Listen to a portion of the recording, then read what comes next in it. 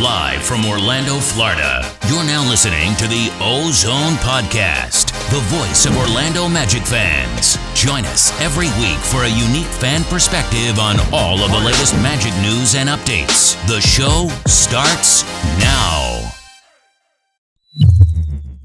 What's up, Magic fans, and welcome back to another episode of the OZone Podcast, brought to you by DraftKings and part of the Basketball Podcast Network. We're your hosts, Al, myself, Anthony. In today's episode, we are joined by Orlando Magic HQ writer Luke Scacchi. What's up, Luke? Hello. How we doing, y'all? Man, we is doing good. Luke, you are right now living in the Boston area, so you're down for spring break in Orlando. Man, how's Boston weather right now? It's very cold. Very, very cold, especially compared to Florida. That's a huge difference I've noticed coming back too. But now that spring is upon us, it's getting to the good kind of cold now, where it's not 11 degrees with the wind in your face. It's 30 degrees with the wind in your face. So progress. You gotta have the right type of skin for that. Al has that type of skin. He lived in that area. I'm born and raised in Orlando. My body does not do good. I was in Boston maybe, what was it, Al? Like 3-4 months ago? Yeah, 4 months ago.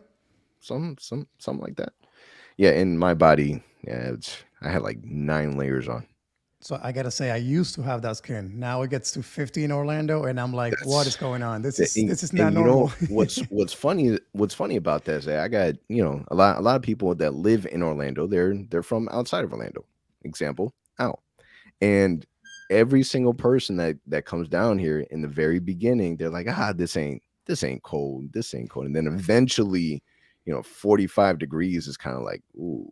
Oh, yeah. Then we start making excuses like, well, this is a different type of cold down here than it is up there where 45 is too cold. Something along those lines.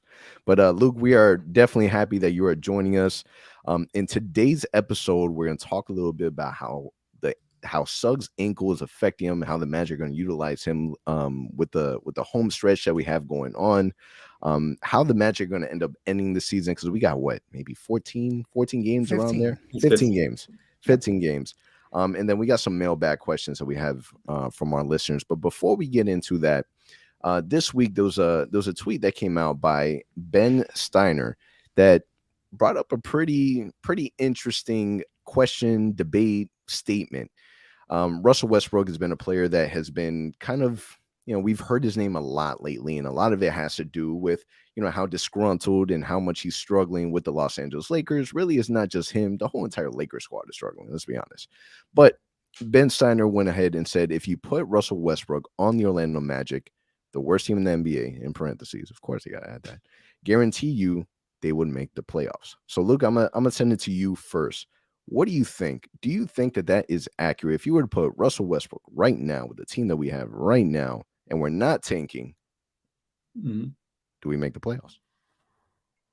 Honestly, I think Ben might have forgotten how many guards we have. I don't know how you divvy up the minutes between him, between Cole, between Fultz, between Suggs.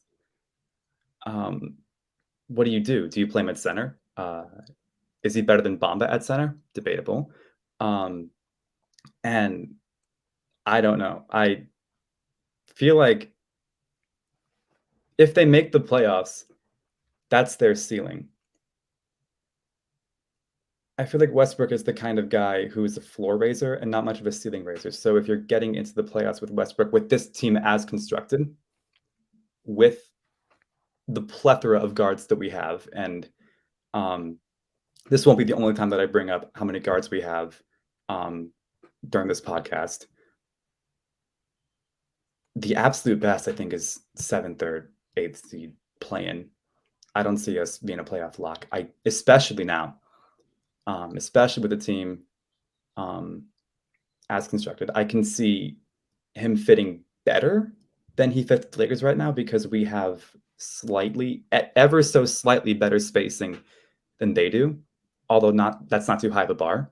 But no, I don't think Westbrook is that big of a difference maker.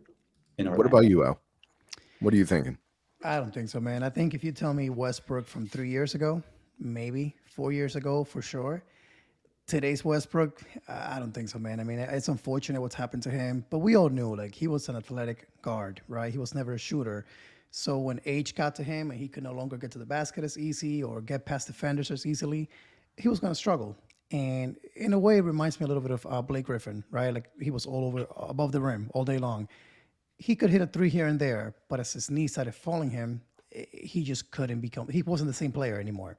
So I think Westbrook on this team, even if we had Markelle out for the whole season, so that maybe that helps the guard situation. I still don't think it would be enough. I think the defense will collapse on him even more than maybe they do now, and he wouldn't be the same player. So if you ask me, put him in Orlando, put him wherever. The reality is his best days are behind him. I was part of the group that really wanted Russell Westbrook in Orlando. Like I wanted us to trade for him, not with the group that we have now, but when we had Nicola, when we had AG, Evan, like I felt like him and DeMar DeRozan were the type of players that were kind of like that missing offensive piece that we needed in order for us to kind of, take it forward. But that wasn't what he asked. He asked this team now, worst team in the NBA, would Russell Westbrook take us? I don't think so. Yeah, he's not taking the Lakers to do that. And granted, you have LeBron that, he demands the ball a lot more, but, Russell's not even making himself fit. At the same time, I do think that Russell Westbrook is a type of player that really isn't made for, the lights of LA, isn't really for that big market team. I think that he needs a franchise like OKC, like the Orlando Magic, maybe a team like Portland that isn't all glitz and glamour. Maybe he would do better then. I don't think that we would make the playoffs. Guaranteed, though, I think that, play-in tournament would definitely be something that I can see Russell Westbrook lead a team like the Magic too. Now, you mentioned, Luke, that, we have a lot of guards. It's even hard to imagine like what you would have to give up just to make the contracts match for Westbrook. This dude's making so much money. So much money. That's an excellent point too. Who would you give up? I mean, it would have to be Gary Harris before the trade deadline because a free agent now. Yeah, Gary Harris, Terrence Ross. Just to make the money match up. Just to make the money work. It would have to be something like that. And I mean, that's it. There's not really anybody else making that kind of money in our team. But then again, realistically, there's no way that we can get him unless we use cap space. Now that we're going to have some cap space over the summer. But again, that is not realistically happening. I think the topic here is, would he help us make the playoffs? Now, let me ask you guys this. He was in Washington last year. He played with Bradley Beal. How far did they go? So they made it to the play-in tournament, right? So imagine that with a superstar next to him and Bradley Beal, he still couldn't get it done to get a lock in the playoffs. And that's a good point because the Wizards also wasn't, it's not like they're a big market team either. I don't know if at least right now we have that Bradley Beal type, but that can at least take the load off of him because you mentioned earlier, Al, the defense is absolutely going to collapse on Westbrook because in Orlando because he's at the very least most established player and the most dangerous player if you insert him in Orlando. With Washington, there was a bit less pressure on him because there was Beal. But Washington was a better fit for him in that core group than Orlando right now is. And I will say, and there's a lot of talk about where he's going to go next. As a diehard Magic fan, and as someone who lives in Boston, I hope he stays in LA. Watching the Lakers' downfall this season has been glorious. And what's crazy is that LA really doesn't have a choice. Like the only other team that was willing to take on Russell Westbrook was the Houston Rockets. That was it. Like literally nobody else. And they said no. So, I mean, I feel bad for the guy because you can tell that, he's, it's kind of hurting him a little bit. In a recent press conference, he talked about how he didn't want to bring his family to the games and things of that nature. So I'm sure it's rough for him. But nobody, not one fan, nobody is willing to accept Russell Westbrook on the Magic right now. And, kind of back to the original, tweet from Ben Steiner, why you got to call us out? Why you got to be the Orlando Magic? I get that we have the worst record in the NBA, but you got Houston and Detroit that they're just as bad. And realistically, if you're taking a look at Orlando, Houston, Detroit, between the three, we're the better team. We have the most talent, better players, better system, in my opinion. We just have the worst record for obvious reasons that we mention every single episode. But it goes back to, man, just from a media outlet perspective, it's just another example of these media guys not respecting the Orlando Magic, Yeah, calling us out. 100%. we not only have the worst record, but we have the worst reputation. Um, Talking to people up north, saying I'm a Magic fan, good 45% of the time, I'll get, "Oh, you have fans? No way." I believe it. I believe it. It's easy to make fun of a team like Orlando as opposed to Houston or Detroit. Um, but Magic Twitter is loud enough to say no. I believe it. And just to kind of add to that point, then we'll kind of move on. The Magic in our glory 90 days, it was cool to wear Orlando Magic. It was cool to represent the Orlando Magic because not only did we have a team that was respected across the NBA, but everything about the Orlando Magic was really big in Hollywood. So you had a player like Shaquille O'Neal that was out making movies and rapping and doing a whole bunch of things. And, people really endorsed the Orlando Magic. They wore the jerseys. You had Tupac that was wearing a Shaquille O'Neal jersey. You had Jay-Z and Chris Tucker and all these guys. So, eventually, hopefully we kind of get back to that. In order to do that, the product on the floor definitely has to get a lot better. And hopefully, we get a little luck because damn it, we need it. But kind of moving on to the games, man. So the last 4 games since our last episode, went against Toronto, lost against Memphis, brutal loss against Memphis, lost against Phoenix, and a win against New Orleans. Really, if you're taking a look at the last 4 games, Magic had a really good opportunity to win 3 out of the 4. What are your thoughts on those games? Because now we're starting to see, in comparison to pre-All-Star break, the Magic have been playing a lot better since that break. Luca, I'll send it to you first. Yeah, this is absolutely the best stretch in Magic basketball all season. I look at that, especially that win against Toronto, when Suggs showed that he was the better rookie, and that I think is the Orlando Magic that I see going forward, as opposed to the Magic we saw at Memphis.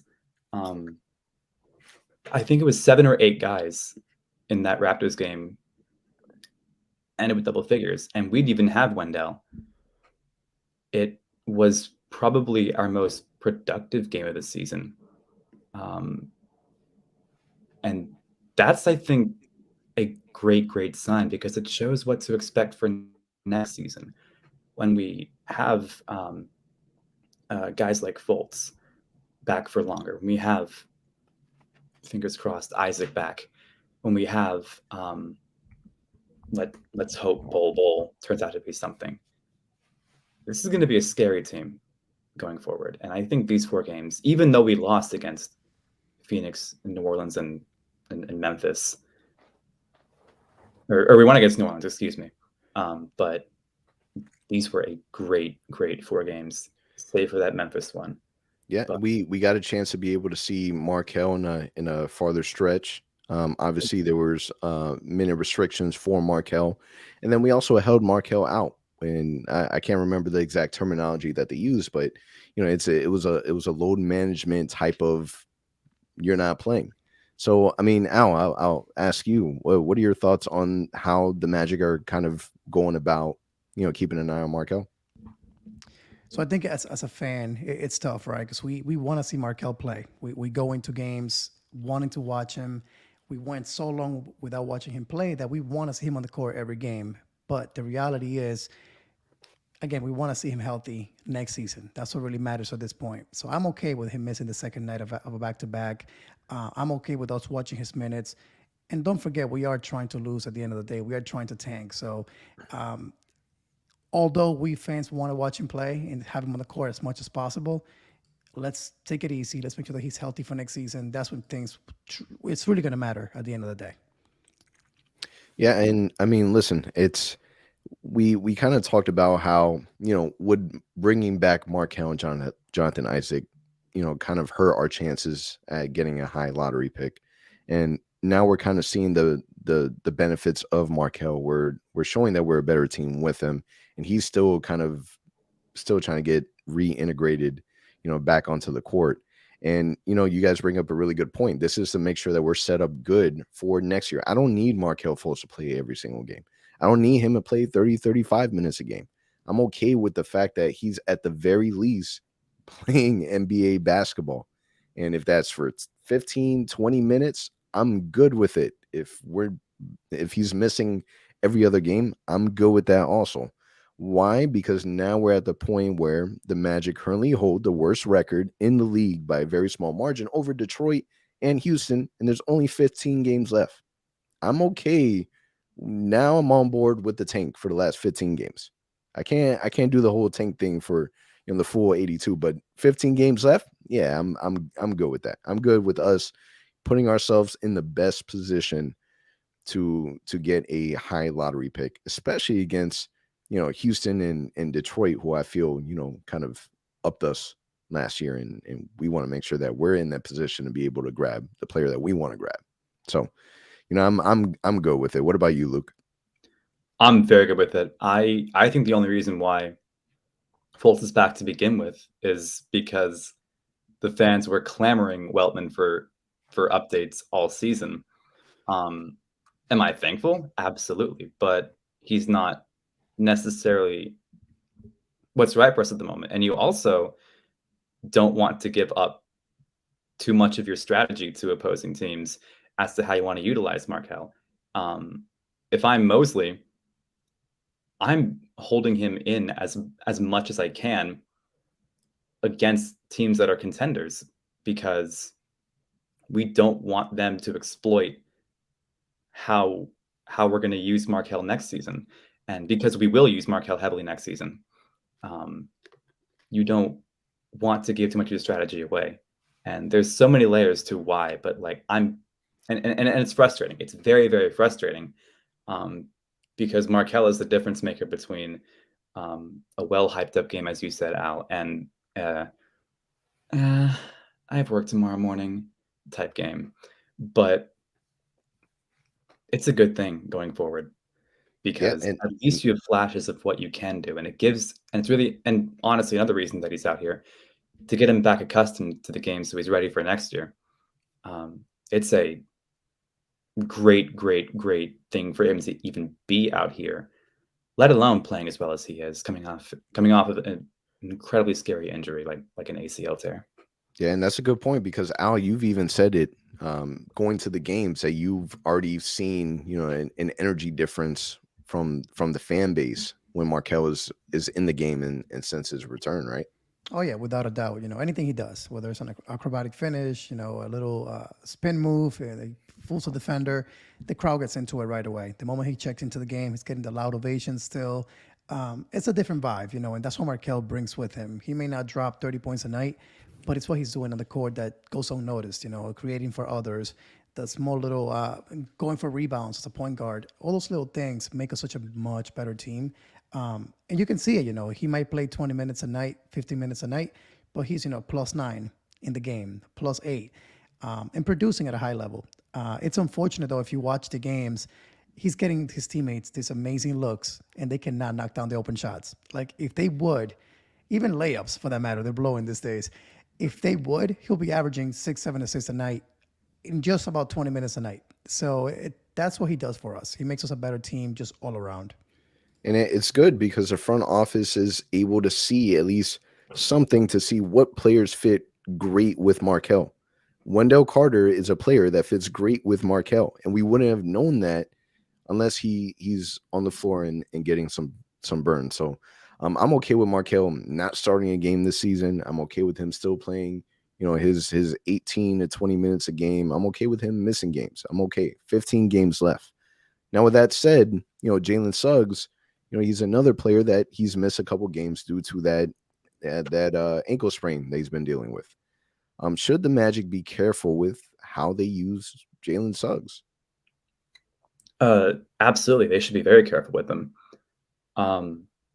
Even in November when he had that, I think it was a thumb injury, I I was getting worried for him. And this isn't his first ankle sprain of this season, I don't think. And he had a few injuries in college too. I do worry. I'm not saying it's a glass cannon or anything, but um, I do worry about him. With Suggs, I think it's a bit more different than Fultz because I think Suggs needs to get out there more. But I think Mose knows Suggs' limits at least well enough to bench him when necessary. Um, I think they're doing okay with Suggs right now. They're not overusing him, um, and that's a good thing too because the way he plays, um, he the way he drives, the way he runs to stay on defenders, the way how quick and athletic he is, how much he uses his legs. That's an injury waiting to happen if you're not careful. And just by nature of his play style, if you're Orlando, if you're Mosley, you have to be careful with that. Yeah, and I've said it since, and we got a huge glimpse of it during the summer league. Jalen Suggs is the type of player that uses his body, but I hate the way that he lands. I hate the way that he's always on the ground. Every time he gets hit, and that might just be that football that's inside of him. But every time that he's driving to the basket, he's looking for the contact, he's embracing it. And I think at the same time, they need to make sure that he's okay going into the off season, because this would definitely be a massive off season for a player that we're definitely expecting a lot of big things from going into year 2. Yeah, that's a great point. I have a rosary on my desk just for Jalen Suggs when he falls. Oh, there you go. That's scary. There you go. We need to get more people to do that. You do. Yeah, we need luck and Jesus. All right, so now granted, we mentioned 15 games left. Magic played 12 out of their final 15 games at home to end the season. I'll send it to you. Is this good or is this a bad thing for the Magic? When I mean, is it good or bad? I mean, getting us in the right position to be effective in this NBA draft lottery. It could be scary because, of course, there'll be less traveling. The team will be healthier. They'll be well rested. They are playing at home. So, again, like we've seen this week, they might surprise some teams. People expected us to lose last night just because the Pelicans are fighting for a playoff spot. They're playing hard, and here we are. We upset them. We go up to Toronto. We expect to lose that game in Toronto. All of a sudden, we play hard without Wendell Carter. We get that win. So the team is playing so well right now, and the biggest thing is we're healthy. For the first time all season, we're actually seeing our depth, which we haven't seen truly all season long. And that can be an issue for those that want us to lose games because, again, this team, it's not truly what the record says that we are. We truly are a much better team. We simply have dealt with a lot of injuries. We've held back some players, just being careful, like Markelle Fultz. But now they're playing. And now, again, the issue might be that we may be too good at the wrong time of the year. So how do you solve that? I mean, we're seeing different things being utilized. We're seeing some crazy rotations, like we saw last night in New Orleans, where the bench played the entire fourth quarter. I fully expect us to use less and less of Terrence Ross, less and less of Gary Harris as we go along here. And you might see some G Leaguers get out there a little more when they are with the team. So in a way, I think we're going to find a way to try to tank even more. But again, if you play this team to its potential, it may not be a good thing, the fact that we are playing so many home games to end the season. Yeah, absolutely. For what it's worth, I believe we have won only 7 games at home. That number will for sure, with how many games we have at home next season, be up to 10, but we are better away than we are at home, if I'm not mistaken. And even if we have a hot start or a hot streak at home, I think what a lot of people forget is that the top 3 worst teams each have a 14% chance of getting the number 1, number 2, number 3 overall pick. So hypothetically, if Houston just goes ice cold and ends up worse than us, or Detroit gets worse than us, we're still not in a terrible spot. And we have the worst pick, so with 15 or the worst record with 15 games left. So we're already at an advantage there for the tank. We're going to be just fine for the tank, no matter Yeah, what happens. we've already seen different strategies kind of put in place from the coaching staff to put us in a position to not necessarily give us the best chance of winning. So I'm not afraid about us, kind of hurting those chances, especially at home. You can bring up a good point. We don't need to be the worst team in the NBA because that doesn't matter. We share the same, percentages. But to kind of add to that also, I was kind of thinking about it the other day. Um, the Orlando Magic have to be the happiest, worst place team I've ever seen in my life. The happiest, worst place. I'm talking about we have the worst record in the NBA. The players love each other. Coaches having a great time. Front office is happy. CEO is happy. The fan base is happy. Nobody's upset that this team is bad as we are. But there's reasons behind that. The reason why no one's upset, the reason why no one's losing their jobs is one, because everyone just got their jobs, especially with the extension from the front office. And two, everyone knows what's to come. What's to come is what everyone's super excited about. Everyone has we have a young nucleus that people can kind of rally behind.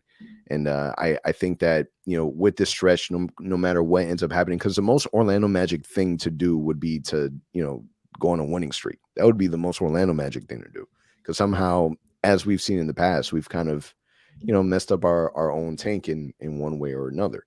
I don't foresee that happening because I do foresee this being the last season that we talk about tanking. Like I see that after the season, it's like, all right, now it's time to turn the engine on and slam on the gas pedal. Now is, our goal is to be in those meaningful games, whether that's playing, whether that's playoffs, something along those lines.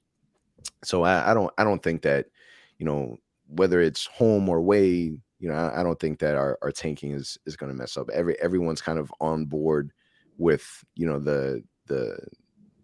the future, the path. Everyone kind of sees, forward. And I think that at the very least, that's something that we can kind of hang our hat on. I agree. Yep. So now let's get into our mailbag. So this first question comes from Not Big Baller Freaky, which is, it's an interesting name. That's a good name. Is that why you picked that? Is that why you picked that one out? You like Had the to name? do The it. name stood out to you? Had to do it. All right. His question is: assuming the Magic get the first pick in the NBA draft, who do you think the Magic are going to draft? So, Luke, I'm gonna send it to you. A lot of different prospects. We kind of already seen the top 4, top 5. We know who they are. We know who the top 3 are. We know that a lot of the positions that we see, they're big men that kind of share the same position as Jonathan Isaac. So Magic at the number 1 pick. You're the general manager. You're making the decision. Who are you selecting? I'm taking Chet. And it's very, very, very close between Chet and Jabari. I just think Chet has so much potential to be the guy that Mo Bamba should have been. The elite rim protector, the elite defender, the guy who, even at his size, is a very, very, very talented athlete and also has enough firepower offensively to affect the game there.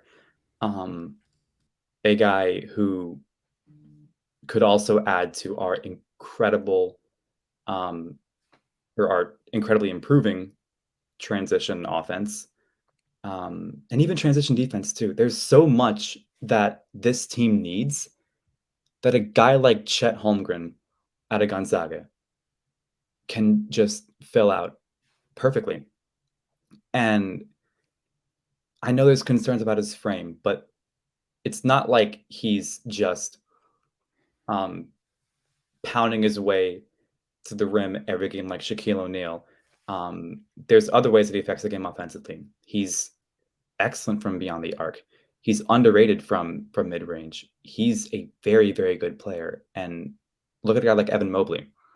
There are just as many concerns about his frame too. And he probably will end up winning Rookie of the Year this year.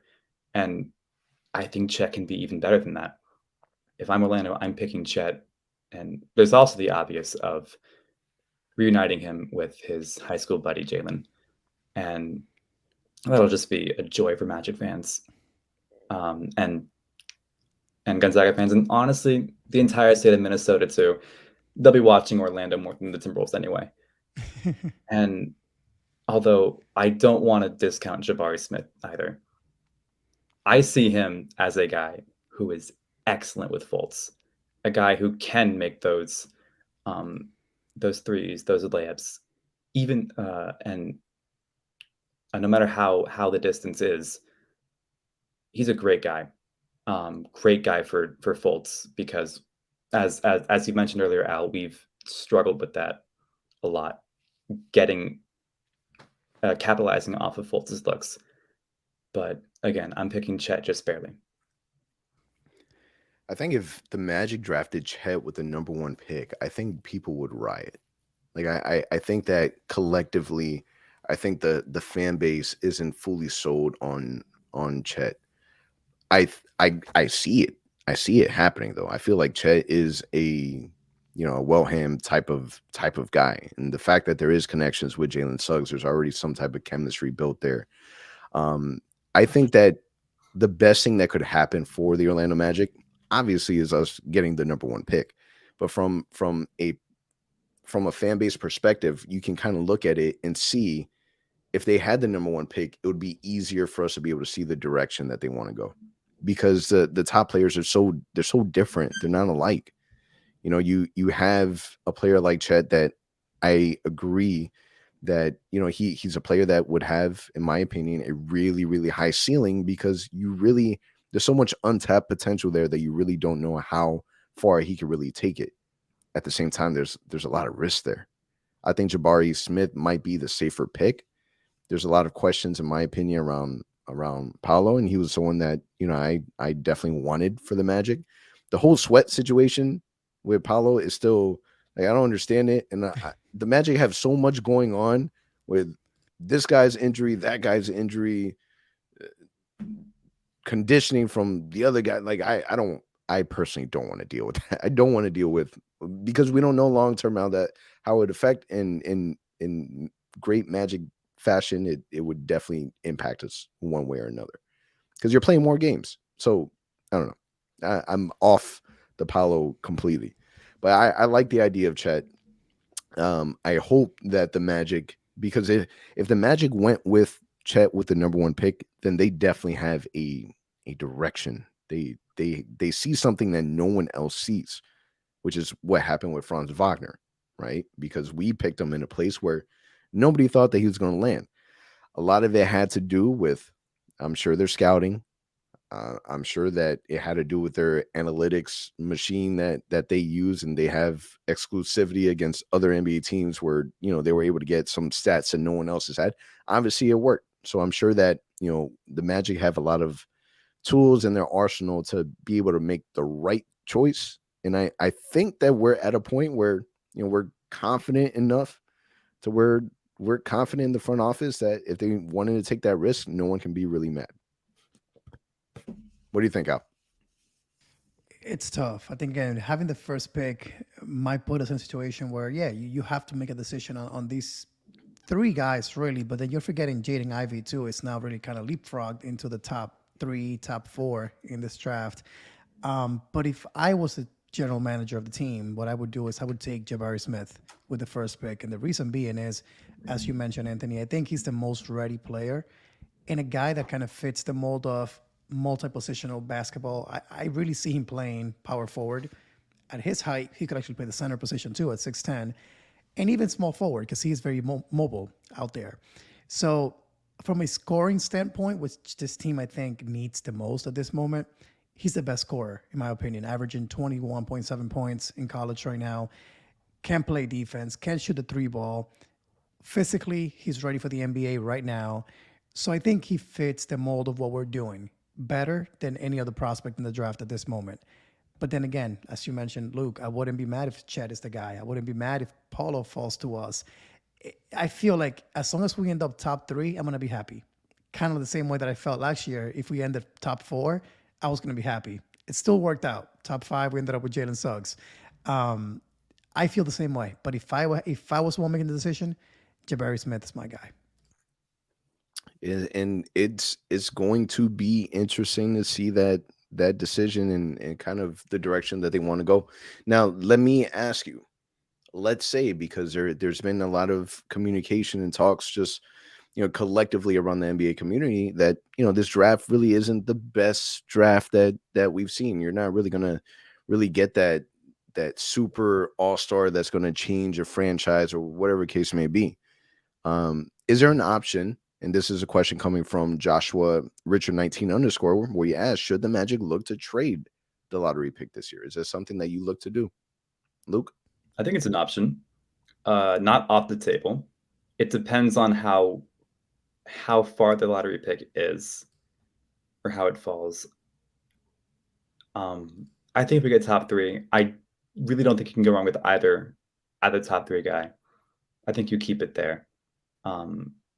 Let them develop, especially if it's Chet, because you can spend that next season developing him and then getting ready for 2023, which is supposed to be like the draft to end all drafts from what I'm hearing so far. But you can also trade that for for an established star. It's not at the table at all. And it could be something that we could look at going forward to, depending on what direction Weltman wants to go. What about you, Al? Would you trade it? It's in the table, man. We have already, 11, 12, 13 young guys in this roster right now. I think the only two over 30 right now is Terrence Ross and Robin Lopez, right? That's it. Everybody else it's in that 26 and under. I think I've said this before in this podcast. If you get a call on draft day and say, hey, we're going to offer you X player who is a vet or becoming a vet and can make you better overnight and take these young guys under his wing and make us a better team overnight, you really have to consider that. I mean, I know we are kind of enamored with the idea of adding another young piece and getting all these young guys together. But as you said last week, Anthony, in the podcast, you did say that at some point we got to part ways with some people. Like, we cannot keep a roster of 15 young players and hope to become, a young team that just makes it all of a sudden to the NBA Finals filled with young guys.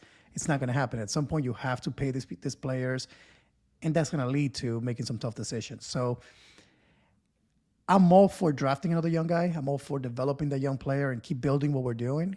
But if a call comes in and a player's offered that, again, can make you a better team overnight and fits what we're doing, and he's really bought into what we're doing, you have to consider it. Now, you bring up, I'm glad that you added the last part, someone that would really buy in, because I know the player that you're thinking. You're hoping, and the only person that you would do it for is for Bradley Beal, and that's it. But who else would you do it for? Like, who really is out there that would fit with the group, that wouldn't be too far out, and again have that buy-in? There's really not a whole, a handful of players that would really do that. Maybe a player like, and I don't remember how CJ McCollum, how old he is, but if he was, and let me look it up. But CJ McCollum would be a player that comes to mind if you're looking for a veteran. You see the Pelicans, and they're definitely playing a lot better. But I mean, who else would you consider or accept trading a top pick in this draft for? And don't forget, Bradley Beal's about to get paid this summer, right? So he's not going anywhere. I think he's going to get signed that max contract. Oh, he's already said it. He's already said it. He's not giving that money up to nobody. So I think that's a smart thing to do for him, right? So he's doing the right thing for himself. But so for the Magic, would you pay, Bradley Beal the max money to come to Orlando when you have a bunch of young guys around him? I don't think that would be the smartest move. That's why I don't have a name to really think of right now. But if Orlando gets that call unexpectedly, could it be, I don't know, Karl Anthony Towns? That's an example. Maybe he becomes upset about the fact, I don't know, they don't make a big playoff push and things don't go well in Minnesota. Do you pull the trigger in a trade like that? Heck, let's not go too far here. What about the Lakers? They're a mess. What if the Lakers say, hey, we'll give you Anthony Davis and give us I wouldn't do it, but I'm saying that's the kind of thing that may lead to a phone call that you have to entertain the offer. I'm not saying that again, Anthony Davis, I want nothing with him, but there might be calls that you're not expecting to happen that week of the draft. And if a name comes up that you say, wow, like, wait, let's reassess what we're doing here. The pieces fit. It would make us better next season. You have to consider it. But again, I'll be perfectly fine saying Jabari Smith, Chet, come to Orlando. Let's keep doing this. I'm okay with that. But if you have that chance, it's not every day you can land an all-star. We know that in Orlando, especially. You have to consider it. I think the biggest thing to remember is we're now getting to a point where we're kind of phasing out of a generation of NBA stardom.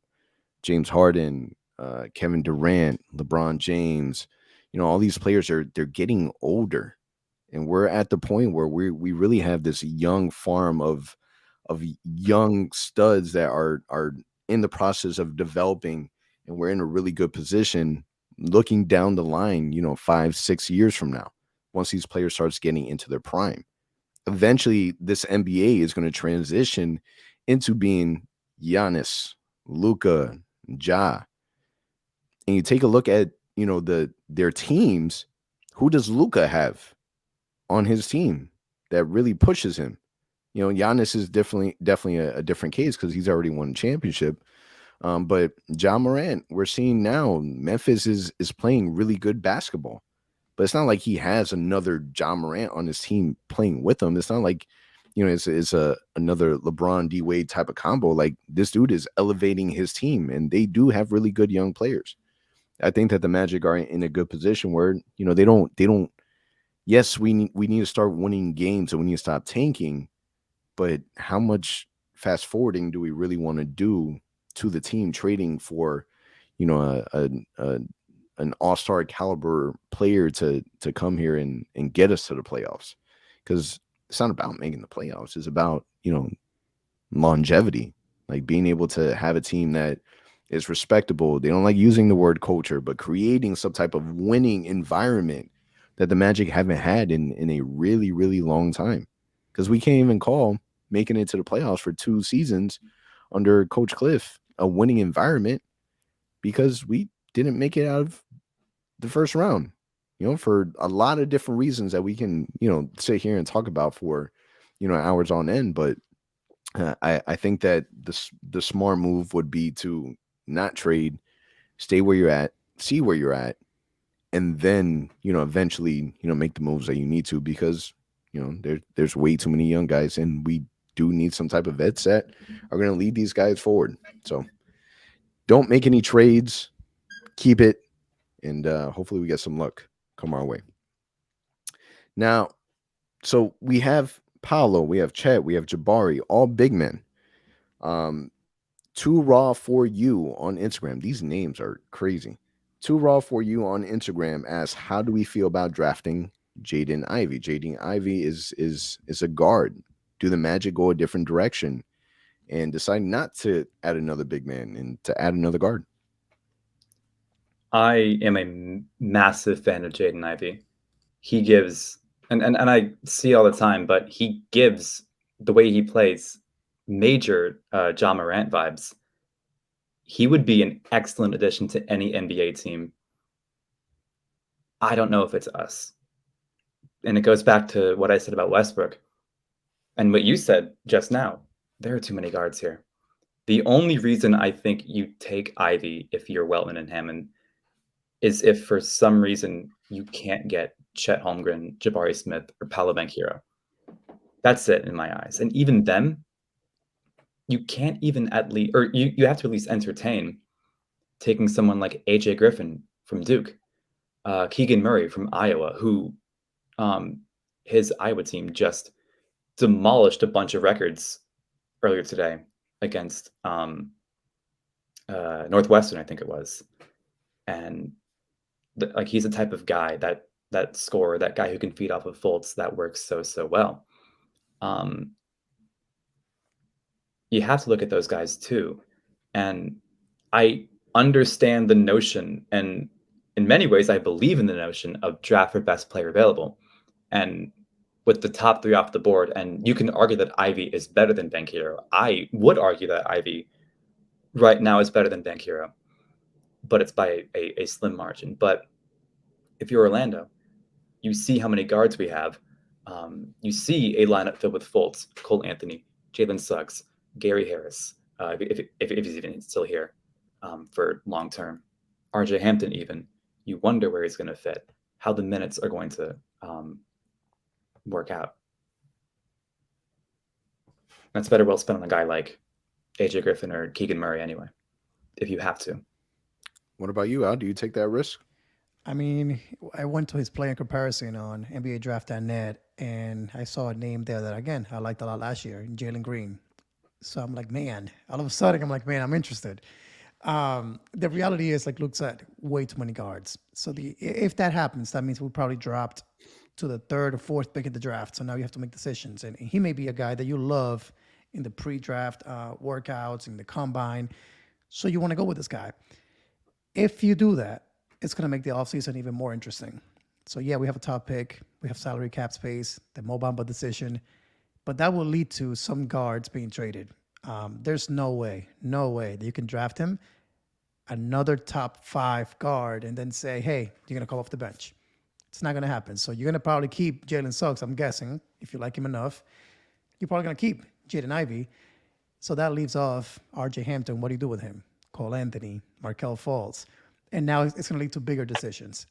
So that will be the only way that I draft him. Like, you have to fall in love with this kid beyond anything else in this world, and then say, okay, we're doing this because we have a trade lined up for this other guys on draft day or before, whatever it may be. Love his game. Again, Ja Morant vibes, 100%. You see him going to the basket. It's electric. He can score.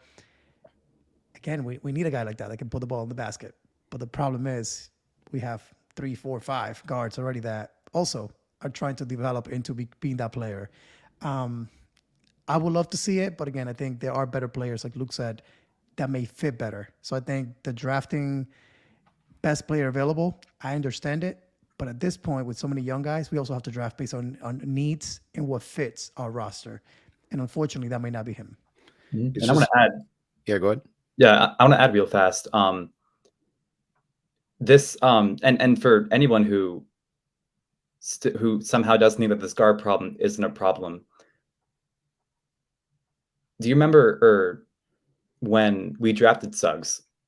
The initial reaction was electric. Amway Center was roaring and cheering like I've never seen it before.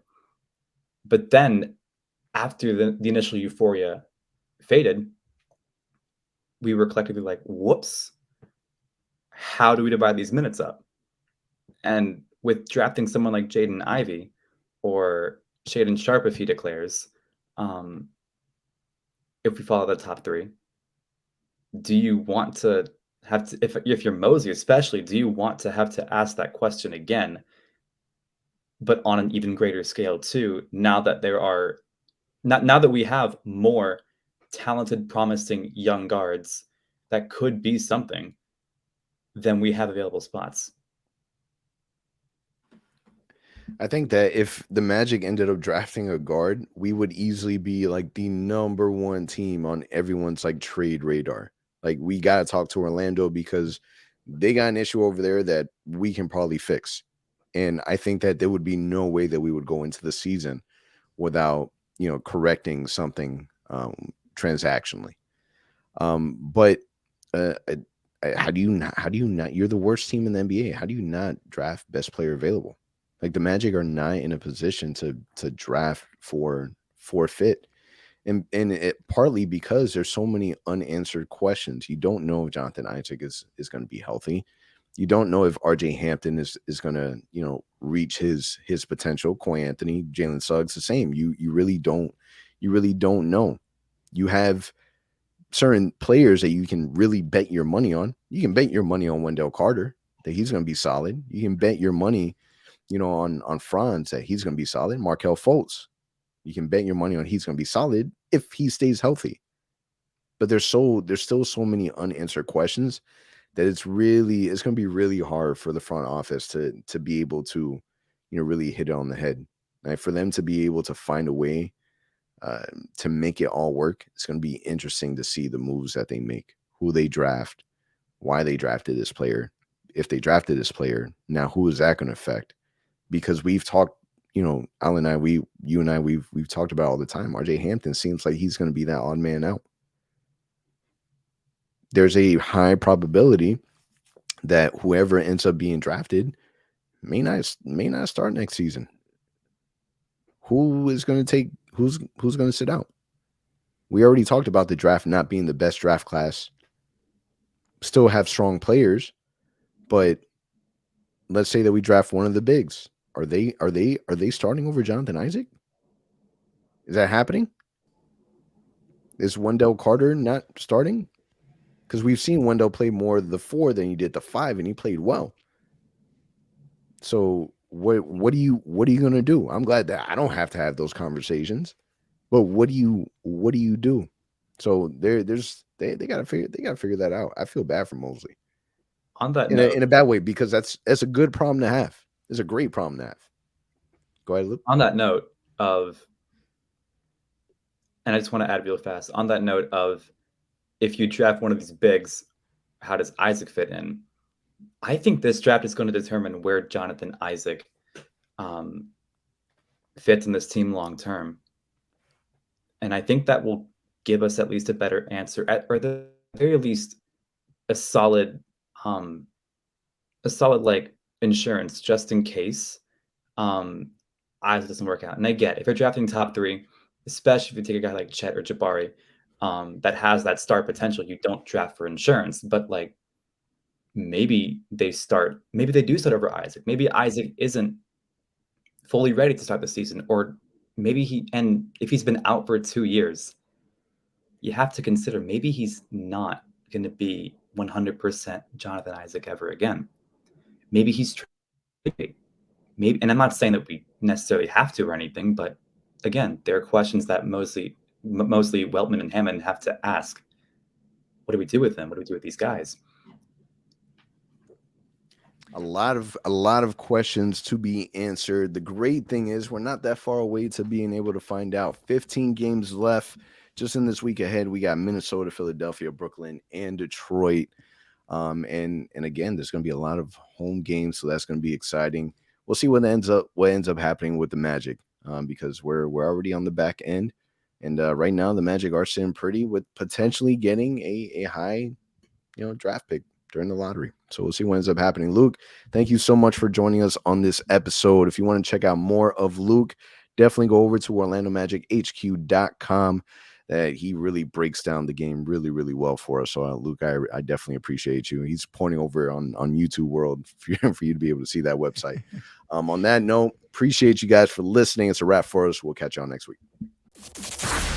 Thank you for listening to the OZone Podcast, the voice of Magic fans. For all the latest Orlando Magic news and updates, follow us on Twitter at the Ozone Pod and on Instagram at Orlando Magic HQ. Remember to subscribe and leave a 5-star review on all your favorite podcast listening platforms.